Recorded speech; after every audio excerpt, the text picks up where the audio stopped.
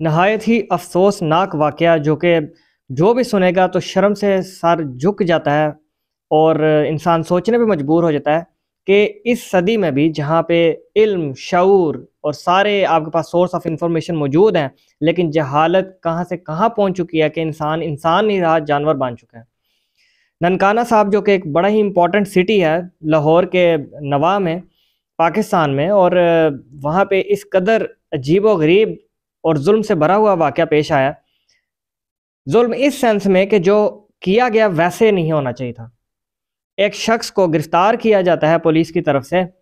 اور اس پہ الزام یہ تھا کہ اس نے قرآن پاک کی نعوذ باللہ بے حرمتی کی ہے۔ پولیس اس کو پکڑ کے مقامی تھانے میں لے جاتی ہے، بند کر دیتی ہے، اریسٹ کر کے حوالات کے اندر رکھتی ہے۔ جیسے ہی اس چیز کی اطلاع ملتی ہے، دیگر علاقوں کے اندر بات جاتی ہے، تو کچھ نامعلوم افراد ہجوم کی شکل میں آتے ہیں، جسے موب آپ کہتے ہیں، اور آ کے حملہ کر دیتے ہیں اس تھانے کے اوپر۔ نہ صرف حملہ کرتے ہیں، دروازہ توڑ دیتے ہیں، جدھر سے بھی ممکن ہو سکتا ہے تھانے کے اندر گھس جاتے ہیں، اور دروازے، شیشے، ہر چیز توڑ کر اس شخص کو، پولیس پہلے ہی ڈر جاتی ہے، پیچھے ہٹ جاتی ہے، تو وہ جو ملزم ہوتا ہے جس کے اوپر یہ الزام تھا کہ جس نے قرآن پاک کی بے حرمتی کی ہے، اور اس کے جو کاغذات ہیں قرآن پاک کے کاغذات کے اوپر جو ہے بے حرمتی والے کام کیے ہیں، یا اس کے اوپر یہ بھی الزام تھا کہ یہ کالا جادو کرتا ہے۔ خیر جو بھی الزامات تھے، یہ موب آتا ہے اور اس شخص کو کھینچ کے لے جاتا ہے باہر، اور مارتا پیٹتا ہے، گلیوں کے اندر گھسیٹتا ہے، اس کے کپڑے اتار دیتا ہے، بلکہ باقاعدہ ویڈیوز سرکولیٹ کر رہی ہیں سوشل میڈیا کے اوپر کہ کس بربریت سے اس کو مارا جاتا ہے۔ ڈنڈے، سوٹے، راڈ، جو جس شخص کے ہاتھ چڑھتا ہے وہ اس کو مارتے ہیں، اور پتھر کوئی مار رہا ہے، کوئی کچھ کر رہا ہے، کوئی جس کے پاس جو ممکن اوزار تھا وہ اس کے ذریعے اس شخص کو ٹارچر کرنے کی کوشش کر رہا ہے۔ اب بات یہاں پہ سمجھنے کی یہ ہے کہ اگر اس شخص نے واقعی بے حرمتی کی ہے قرآن پاک کی، تو اس کو تو ڈیفینیٹلی سزا ملنی چاہیے، اور سب سے سخت سزا ملنی چاہیے۔ قانون کے اندر دفعات جو موجود ہیں، سیکشن 295C PPC سے لے کر 298 PPC تعزیرات پاکستان، یہ قانون ڈیل کرتا ہے کہ توہین مذہب، توہین قرآن پاک، توہین نبی پاک صلی اللہ علیہ وسلم، یہ سارے سیکشن ان سے ڈیل کرتے ہیں، اور سارے کے سارے سیکشنز کی انتہا کی سزائے اگر یہ دے دی جائے، سزائے موت، عمر قید، یہ ان کی سزائیں ہیں ان سیکشنز کی۔ دیکھیں یہ جو وقوع ہوا ہے، یہ پہلی بات ہے، یہ وقوع ہونا ہی نہیں تھا چاہیے۔ اگر واقعی قرآن پاک کی بے حرمتی کی گئی ہے تو اسٹیٹ اس معاملے میں سب سے پہلے ذمہ دار ہے۔ بھئی آپ نے کیوں ایسے معاملات کو پہلے ہی ٹیکل کیوں نہیں کیا؟ اس شخص کے اوپر الزام تھا جس کی عمر تقریباً 35 سال کے قریب بتائی جا رہی ہے کہ یہ وچ کرافٹ کرتا تھا، جادو ٹونا کرتا تھا۔ اب جادو ٹونے کے اندر یہ بات سب کو پتہ ہے کہ شیطان کو خوش کرنا ہوتا ہے، اور جتنا بری چیزوں کو خوش کریں گے تو آپ جادو میں آگے نکلے جاتے ہیں، اور عین ممکن ہے اس نے کیا بھی ایسے ہو قرآن پاک کی بے حرمتی، لیکن سٹیٹ کہاں سوئی ہوئی تھی؟ اچھا یہاں پہ پہلے غلطی کی گئی اسٹیٹ کی طرف سے، پولیس پہلے کیوں آگے نہیں آئی، ان معاملات کو دیکھا نہیں، پیٹرول پولیس کدھر تھی، ویسے کدھر تھے یہ سارے معاملات جب ہو رہے تھے؟ اور دوسری بات، جب یہ ہجوم کی شکل میں اس شخص کے اوپر حملہ آور ہوئے ہیں اس کو مارنے کے لیے اور قانون ہاتھ میں لینے کے لیے، جو کہ کسی کے پاس رائٹ نہیں ہے، اسلام بھی اس چیز کی نفی کرتا ہے کہ لوگ قانون کو اپنے ہاتھ میں نہیں لیں گے، جو ادارہ ہے، جو قاضی ہے، جو جج ہے، وہ فیصلہ کرے گا، اور لا انفورسنگ اتھارٹیز اس کو ڈیل کریں گی۔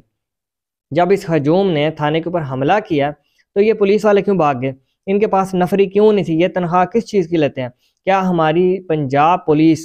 اتنی ہی کمزور ہے کہ ایک ہجوم جب آ جائے تو تھانہ چھوڑ کے بھاگ جائیں؟ میں نے وہ ویڈیوز دیکھی ہیں، میں نے سارے جس حد تک میرے پاس رپورٹ آ سکتی تھی اور سارا مٹیریل دیکھا ہے، تو تھانے کے اندر تو بندہ ہی کوئی نہیں رہا ہوا، پورا تھانہ خالی ہے، وہاں پہ پتھر، ڈنڈے سوٹے موجود ہیں، شیشے بکھرے ہوئے ہیں، اور خالم خالی ایک بلڈنگ پڑی ہوئی ہے۔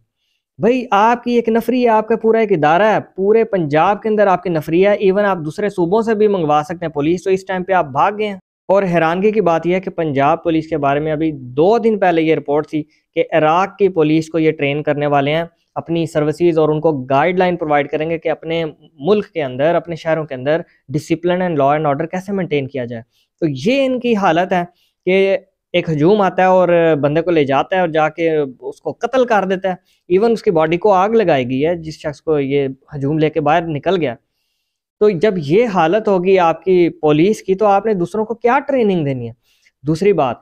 پوری دنیا میں ہمارے ملک کا امیج کیا گیا ہے؟ کبھی یہ سوچیں کہ CNN BBC اور دیگر جگہوں پہ جب یہ نیوز چلے گی کوئی کیا ہمارے بارے میں امیج رکھا گیا کہ یہ کیسی مہذب قوم ہے کہ جو اپنے لا انفورسنگ اتھارٹیز پہ بھی ٹرسٹ نہیں رکھتے. تو خدا را ان چیزوں پہ سوچا کریں, کبھی بھی ایسے معاملات نہیں ہونا چاہیے. کئی واقعات ایسے ہو چکے ہیں جو پاکستان کے لیے بہت ہی زیادہ بدنامی کا باعث بھی بنے کہ ان کے ملک کے اندر قانون کدھر ہے. پہلی بات ہے یہ واقعات ہونے کیوں دے دیتے ہیں, جیسے کہ مشال خان کی جو لنچنگ کا واقعہ 2017 میں کہ عبد الخان ولی یونیورسٹی تھی اور اس کے اندر اس شخص کے اوپر مشال خان کے اوپر الزام لگتا ہے کہ اس نے توہین کی ہے, توہین رسالت کی ہے.